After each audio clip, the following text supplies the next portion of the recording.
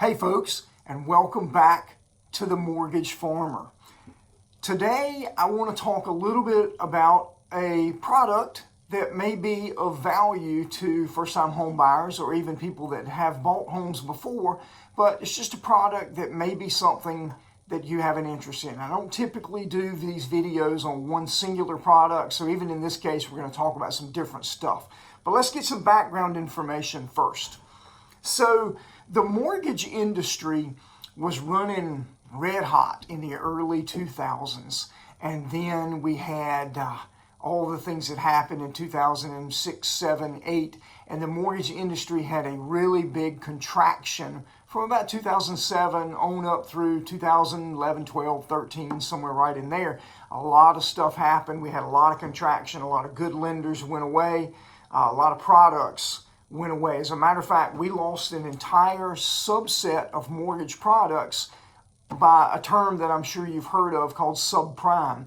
We had a subprime category, and that whole category went away during that period of time.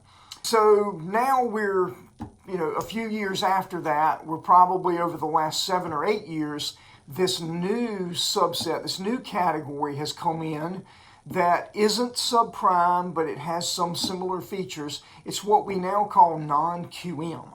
So before we get too far into that, I guess you have to know what QM is. If it's non-QM, well, what is QM?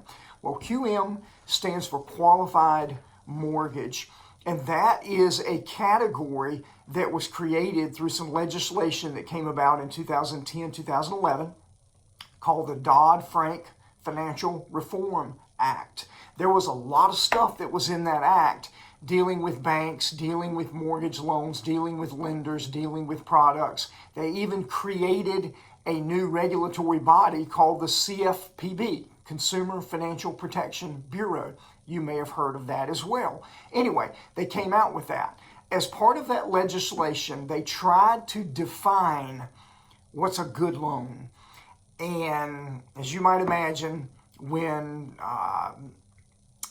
politicians get involved, things that sounded good to start with might get a little crazy, and we had a lot of different stuff going on. But anyway, they created this genre called qualified mortgages, and it has particular steps involved, and it has particular rules that will make a loan a qualified mortgage. One of the things that they created was this thing called ability to repay. ATR is the acronym that we use in talking about ability to repay. And it basically means that one of the steps of being a qualified mortgage is for a lender to document a consumer's ability to repay. That's one of the ways that a loan can be a qualified mortgage. So everyone wanted to fit inside that little box or circle or whatever you want to call it. I'm making with my hand there. They wanted to fit inside that so that they had the protections that were afforded to qualified mortgages. However, they realized that an entire segment of the population was being underserved. And as often happens in life, when there's a big pullback, someone will dip their toes in the water and the water feels good. So they will put their knees in the water and it still feels good. And eventually somebody just jumps headfirst into the water and the water's fine. And everybody says, well, that's what we want to do. Well, that's what happened with this subset called non-QM that I mentioned just a moment ago. So we had a new segment that took over where subprime kind of was kicked to the curb. We've got this new subset called non-QM. It isn't exactly subprime. They are not doing the 100% no doc with individuals with blemished credit. None of those things are happening, but they are starting to kind of find their way and offer programs and products that are giving flexibility to consumers in what they want to buy. Now, the product that I want to talk about today isn't a non-QM, but I felt like I needed to give you that background so that when we start talking about this product, you can kind of understand the evolution of what has happened. The market contracted and lenders were afraid to get outside of that box for fear that something bad would happen. And over time, time fixes things, and things started happening, and products started being offered, and programs started being offered, and then the parameters of those programs began to get expanded so that we are now serving a greater number of consumers. We have a wider offering of programs and products that can help more people. One of those programs and products that's been around all along is your typical FHA 203B loan program. Now, 203B is just the subcategory of this particular FHA product, but it's the one that we all know about. It's just your standard 30-year loan for the average consumer with a minimal down payment. 3.5% is the down payment requirement on that FHA product. It's overseen by HUD, Housing and Urban Development. And if a lender does that FHA product and then something happens, the consumer defaults, then HUD will come in and cover all or some of the losses that the lender may have incurred by doing that program or product. So it's an FHA loan. Well, there's now an offshoot of that product, of that FHA loan, whereby there are now some lenders that are doing a second mortgage right behind their own FHA first mortgage, allowing consumers to do an FHA loan at 100% total loan to value.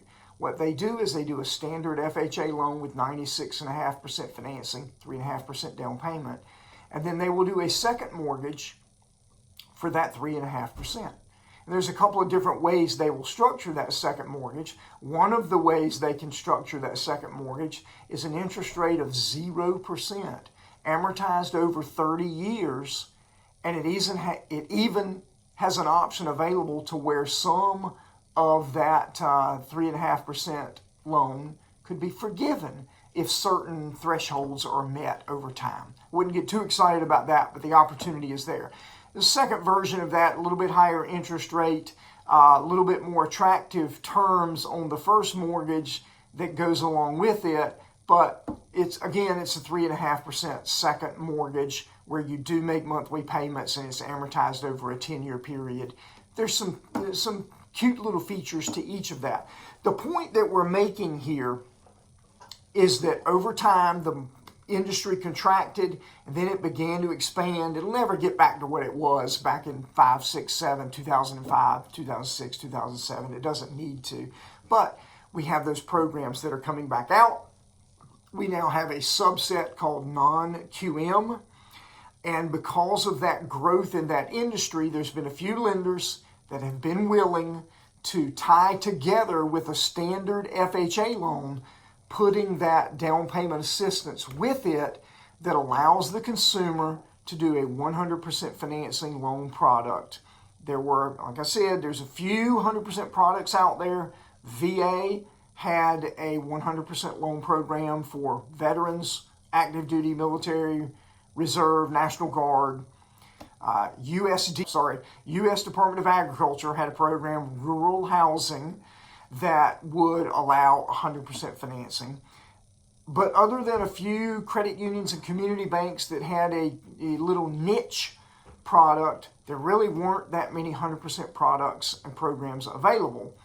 So this coupling of an FHA loan with a second mortgage for the 3.5% is really opening up opportunities for individuals that have been struggling with coming up with a down payment. Maybe you've got a good job. Maybe you've got really good credit. Maybe you've got all of the other check boxes to qualify for a loan, with the one exception being that you're just not able to muster that down payment. This is simply an arrow in the quiver, a tool in the toolbox for individuals to use. It isn't right for everybody. It won't fit every situation, but it's an opportunity to grow a segment of the population that has to this point been unable to take advantage of becoming a homeowner. I've said it in previous videos, it is a well-known fact, the greatest way towards the creation of wealth for any segment of the population is home ownership. You've got to start somewhere. And if it means that a 100% loan program is the only way that you can get yourself into that category of being a homeowner, then it's a great opportunity. As I said, it's an arrow in the quiver for lenders and mortgage brokers like myself to be able to offer this to consumers that haven't been able to get it before. It doesn't fit every situation. It's not for everybody, but it is a great opportunity for you to become a homeowner if it's right for you. I hope you have liked this video. We grow this channel by getting likes on the videos that we do. I also wish you would hit that subscribe button so that we can grow the subscriptions so that more people can learn about these options and opportunities that we have. I hope you've liked this video. I hope to have more videos to come soon right here on The Mortgage Farmer.